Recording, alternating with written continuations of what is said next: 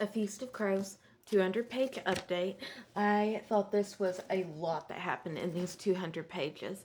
I had to pull out the handy dandy notebook to keep track of everything, and this is going to be a two-part video because there was just so much that went on. Like, I made four pages of notes over what happened on these 200 pages. Like, so much happened. So stay tuned for a part 2 on this one. So first and foremost, I want to talk about Euron Greyjoy. He is the brother and uncle to, well, he's the uncle to Theon and Asha.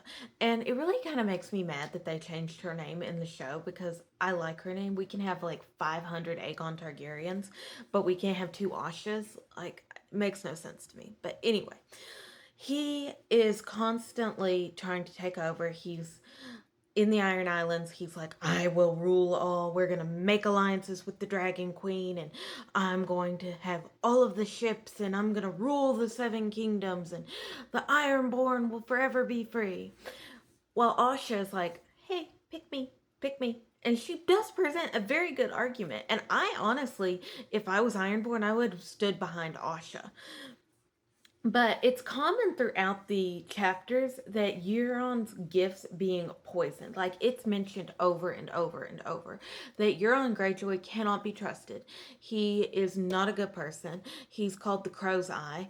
And he is just symbolic of everything that's kind of wrong in Game of Thrones. Like, he's power hungry. He doesn't care about killing somebody just to kill them off.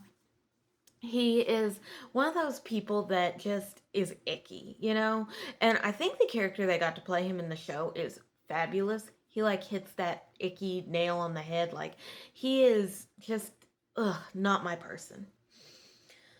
Then we see them talk about Shade of the Evening, which is funny because they have a recipe for that in the Westeros cookbook. And this, he is trying to give it to Victron, and he's like, you're trying to poison me?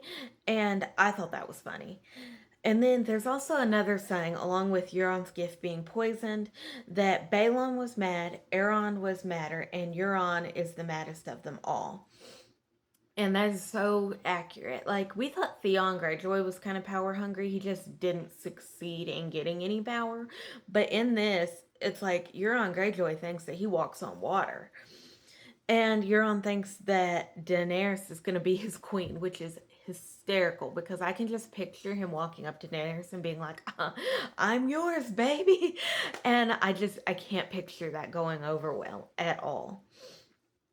And to move on from Euron Greyjoy and the Iron Islands, Jaime comes back to Harrenhal and he meets poor Pia again. And Pia has been brutalized. She's got teeth knocked out. Like, she is no longer the beauty that she once was. And I thought that was sad. And Jaime's intrigued by Pia because Pia came on to him and was wanting him when he had been previously at Harrenhal. But he was so wrapped up in Cersei, I don't think he even considered that possibility.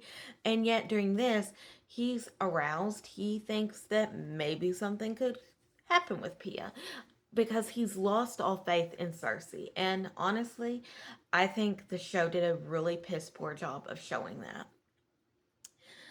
And then we find Brienne and her stay at the Septon with the Sparrows. Like, she has to sleep away from Podrick. She respects their traditions, and I think that was really nice. Like, she didn't fight them on it. She didn't try and be like, no, I'm not following those rules. No, get on out of here. Brienne does adapt very well to whatever circumstances she is put in. Brienne always tries to meet the needs of the people that she's with and around, and she defends herself, defends Podrick, but she also does acclimate. And while she's there, she finds out about the Hound being with Arya Stark and what all happens with that. And I thought that was interesting because she was in shock. She's been looking for Sansa for so long, and all she's focused on was Sansa. And to hear how close she was to Arya Stark, I think, was very interesting because I don't think she anticipated that at all. Then we see Cersei. Oh, my sweet Cersei girl. Like, you are the farthest thing from sweet, don't get me wrong, but Cersei is a loon. Like, she does not understand the concept of being a queen like she thinks she does. She thinks that she's Tywin Lannister reincarnated, basically. But she is so paranoid about everything. And she goes to kill off Sir Loras. And Marjorie, of course, does not want this to happen because that's her brother and she loves him. And she says, watching Marjorie go pale at Sir Loras going to Dragonstone. So when Sir Loras goes to Dragonstone, Marjorie goes pale, and Cersei is happy at this and thinks to herself, this is as happy as she has been since Sansa came to her and told her of Ned Stark's plan.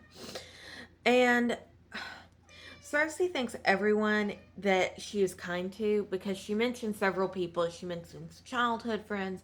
She mentions ladies in waiting. She even mentions Jaime.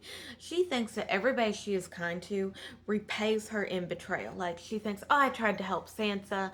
Oh, I tried to do this. Oh, I did that. And she thinks that everything ends up in betrayal. And that is just such a mindset to have, that you didn't actually do anything out of the kindness of your heart and you still think you're the victim. And then, on an ending point, I want to talk about Robert because Cersei's chapters in this reveal a lot of how she felt about what was going on in her marriage to Robert. Robert abused Cersei sexually. He would come in drunk as a dog. He didn't care about Cersei and her desires and making her feel like a person. He always was abusive and would claim that he never remembered what had happened. But he would be ashamed the next day, and it would be weigh on Cersei. Like, she talked about feeling raw and brutalized and hurt. And she also wondered if it made him feel powerful because he would do it, but then he'd be ashamed and the cycle would rinse and repeat. And granted, she does say that during the last couple of years of their marriage, he didn't do it very often, but during the first parts of their marriage, it was all the time. And I can't help but feel sorry for Cersei because personally, I feel like she's always been super hypersexualized and she doesn't deserve what's happened to her.